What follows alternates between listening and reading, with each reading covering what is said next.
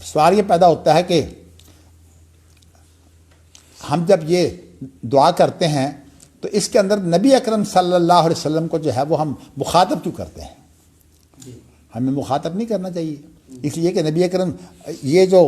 ہمارے گرامر کے قواعد ہیں ان میں یہ ہے کہ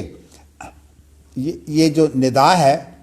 یہ محسوس مبصر کے لیے ہوتی ہے، جو محسوس ہوتا ہو اور نظر آ رہا ہو، مبصر، تو اس کے لیے ہوتی ہے، تو اس کے علاوہ تو ندا ہوتی نہیں۔ حافظ محمد گندوی صاحب رحمۃ اللہ علیہ نے اس کا جواب یہ دیا ہے، اگرچہ انہوں نے اس ندا کا مسئلہ تو نہیں جواب دیا، انہوں نے ایک اور یہاں نقطہ بتایا ہے۔ وہ کہتے ہیں کہ چونکہ نبوت دائمی چیز ہے اور جو چیز جو دائمی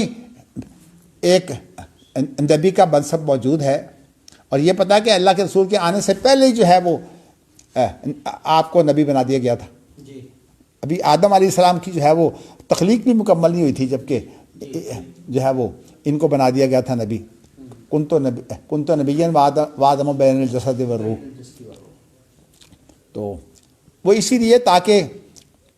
ان کے ساتھ جو ہے وہ بستگی ہو سکے۔ تو میں نے آپ کو یہ بتانا ہے کہ حافظ محمد گندوی صاحب رحمۃ اللہ علیہ یہ کہتے ہیں کہ اس کے اندر نبی اکرم صلی اللہ علیہ وسلم کی نبوت کے دائمی ہونے کا ثبوت ملتا ہے، اور یہ بات جو ہے وہ میں آپ کو اس سے پہلے بتا چکا ہوں کہ جب تک نبوت جو ہے وہ تسلیم نہ ہو خلافت نہیں بنتی، اور نبوت جو ہے اس کی بنیاد وہی ہے۔ تو کتاب و سنت اگر کسی کا دستور نہ ہو تو وہ کبھی خلیفہ نہیں ہو سکتا، اپنے نام کے ساتھ وہ 100 دفعہ خلیفہ کا لفظ لگائے وہ خلیفہ ہوتا نہیں۔ خلیفہ جو ہوتا ہے وہ نبی کی نبوت کے تابع جو حکمرانی ہوتی ہے نا اس کا نائب ہوتا ہے۔ تو اب یہ مسئلہ قانونی ہے، میں نے آپ کو بتا دیا، لیکن جو اعتراض ہے نا السلام علیکہ، یہ اعتراض جو ہے یہ ایک اور جگہ پر جو ہے وہ بڑا اہم ہے۔ وہ یہ ہے کہ جب انسان فوت ہوتا ہے تو اس وقت آتے ہیں منکر نکیر اور وہ آ کر پوچھتے ہیں کہ تیرا رب کون ہے، تیرا نبی کون ہے، تیرا دین کیا ہے۔ تو اس وقت نبی اکرم صلی اللہ علیہ وسلم جو ہے وہ ہماری معلومات کے مطابق تو آپ وہاں نہیں ہوتے، لیکن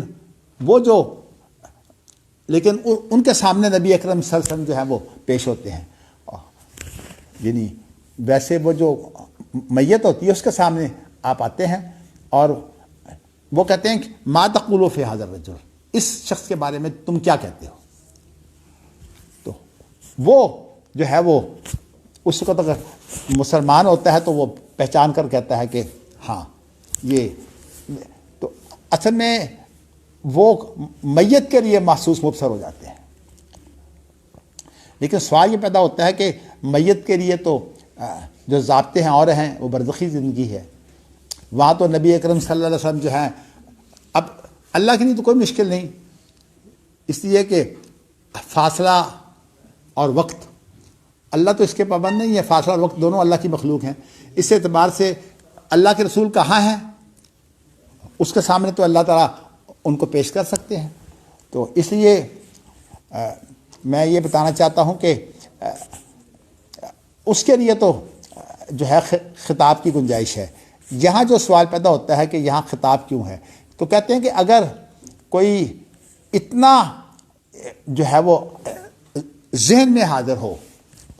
کہ ایسے ہو جیسے کہ وہ آپ کے سامنے ہو،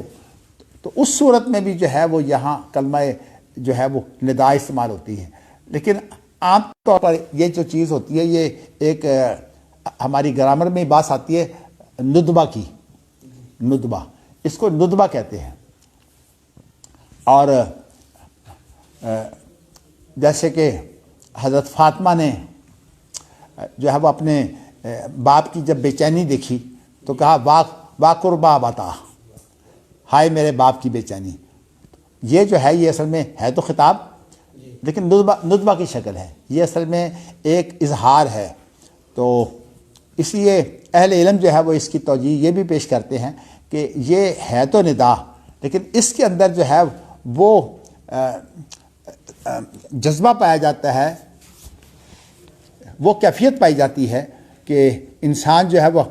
اپنے آپ کو اللہ کے سپرد کرتا ہے۔ تو اس اعتبار سے نبی اکرم صلی اللہ علیہ وسلم جو ہیں وہ اس طرح سے واسطہ بنتے ہیں کہ اللہ کی رضا جو ہے اس کا ذریعہ تو نبی کی اطاعت ہے۔ من یطع الرسول فقد اطاع اللہ، تو واحد ذریعہ جو ہے وہ نبی کی اطاعت ہے۔ تو اس بنا پر جو ہے وہ نبی اکرم صلی اللہ علیہ وسلم کو جو ہے وہ خطاب کر دیا گیا ہے۔